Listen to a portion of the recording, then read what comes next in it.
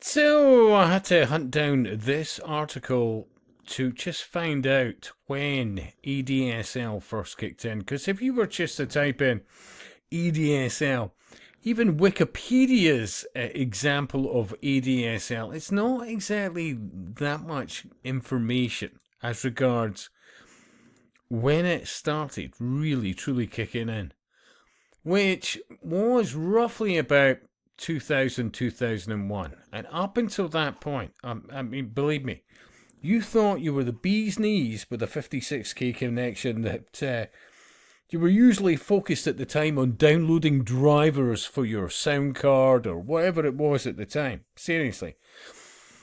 And ADSL was apparently, and this is all from memory, to maximize the potential of copper wire telephone lines. And by doing so, you could get speeds of half a meg a second. Which, remember, from 56k to half a meg was like, wow, oh my God, wow, seriously. And I remember a company I was recommended to that apparently no longer exists called the Clarkson Hill Group. And they had a branch in Edinburgh, roughly round about Haymarket. And I went in there and I looked at their setup and I could see why they were struggling to do good business. It was just their internet connection. I mean, believe me, was really slowing them down. And I remember at the time putting in, I think it was Alcatel, which from memory I think was a French company. But the trouble with their modems was that they were powered through the USB slots, and that was a problem because the thing needed more power than the USB slots would provide. Now, at that time, and we are talking many years ago, I found the solution was to have a specific USB card plugged into the board, and sometimes with a power from the power supply. They then, over time, started creating modems with a separate power supply, and that solved a lot of dropping issues, blah, blah, blah. In fact, I remember at the time, I think I helped the post office and a few others, IT, and said, well, this is what I'm finding. It was really the early days, but I didn't get a lot of thanks for it. But I remember when I installed the EDSL, I plugged this Alcatel modem in and a router and just metered it out between the machines. Their ability to respond to their customers was so much quicker. And I remember getting a phone call from somebody down south who was quite high up in the company, and he said, hey, look, you've done great things with Edinburgh. Have you thought of coming down south? And on reflection, I should have just went and gone for it, but I just went, listen, I'm a one-man band, and from what I can see of your company, you need bigger than that. But may I recommend the following? And I was given access to a website that I think, as far as I know, I'm still a member of. Yeah, globalcustody.net. Now, from memory, that has been going for roughly at least something like 25 years. It could be longer, yeah. But when I got access to that, it was the asset tables. I was astounded.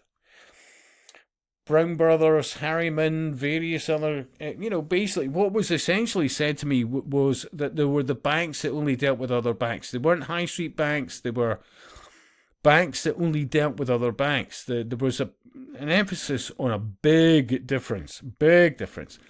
And even then, I'm not joking you here, when you looked at these tables, the asset tables, these corporations had tens of trillions under asset management. Seriously, God only knows what it is now. And although I'm still a member, you cannot get access to these tables unless you're paying some phenomenal money. I'm not joking you. See, there since 1999, yeah, when they were first in existence, you had access to data that would have dropped your jaw. Honestly, astounding, scary data. Like, wow, how much money? Really? Seriously? So when you hear about BlackRock and all the rest of it, yeah, they are sizable, but according to this, they are ranked 84. And then you see other companies like Serco, etc. They're ranking, blah, blah, blah. And apparently the biggest shareholder in Serco is BlackRock. I think it's somewhere, it says BlackRock at 9.911, But as I said, this, if you could get into the background of that, if you have got the wealth to spend the money to look into the asset tables, oh my God, honestly, I just think there's an awful lot more companies that you're blissfully unaware of that make up part of what you're seeing. Yeah? And I see all this because somewhere, list of towns where landlords could get taxpayer money to house migrants sparks furious social media backlash.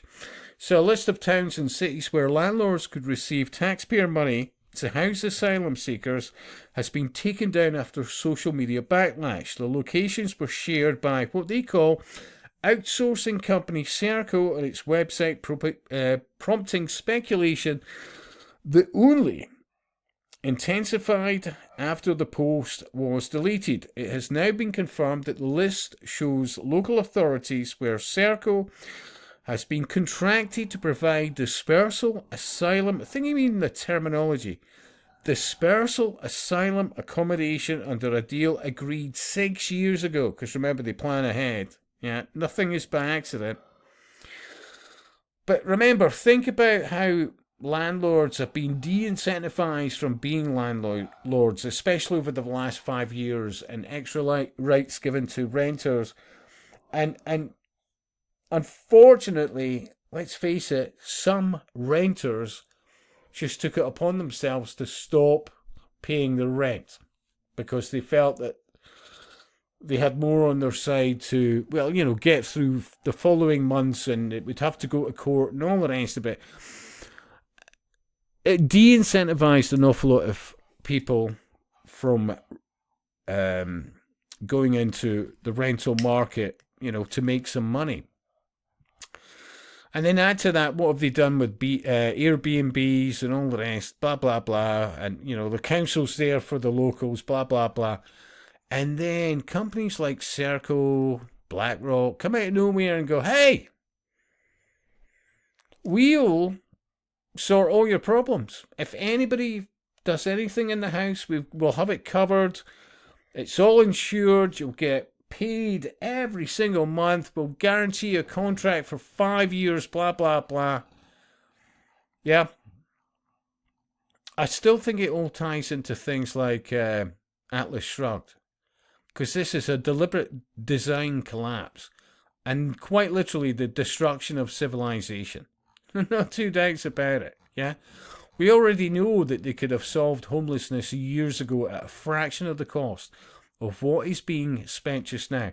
And remember, we keep getting told that we are rich Western nations, but if you look at the amount of debt governmentally, and then you could go into, well, why aren't they creating their own money supply? But that's another story. But my point is they're handing at least, what, 15 billion a year? That's what we know of abroad, when the very island made up of 4 countries that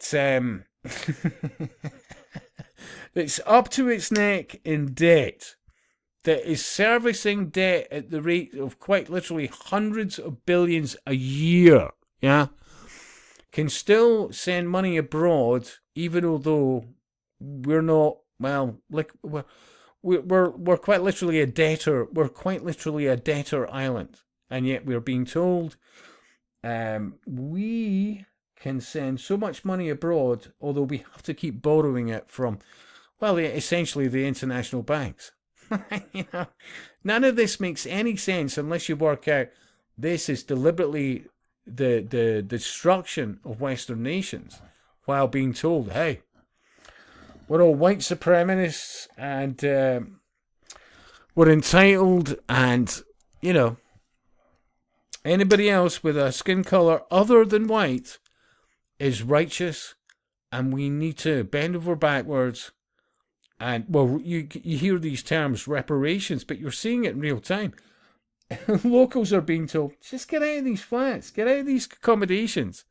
Because Serco's not there for you. Serco's there to have lots of people from, well, the largest continent in the world to come to really tiny islands and essentially live like gods. But think about this. Seriously, seriously. Guaranteeing landlords, look, don't have to worry or be concerned about, well, white people essentially. We'll guarantee at least 5 years of ongoing business with all it, and if anything happens, anything's destroyed, we'll cover that as well. We'll give you that as confidence at full whack for the next 5 years, as long as they're not from the UK. Seriously. As long as they're not from the UK. And as I said, you need to read books like Atlas Shrugged. I'm still not fully read it. Honestly, I've had so many fucking distractions. It is the longest book I've ever taken to read. But when I look, it is one example, along with That Hideous Strength and so many other books where, well, what you're seeing happen right in front of you is an ideology that most people apparently don't care to look into the background of, and to all our detriments. Absolutely. And look, as usual, I could do a better job, but the apathy is astounding.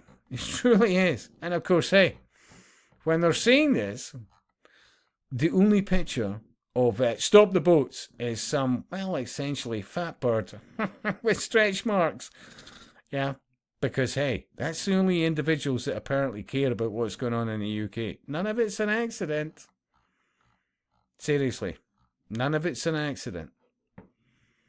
And I'll speak to you soon.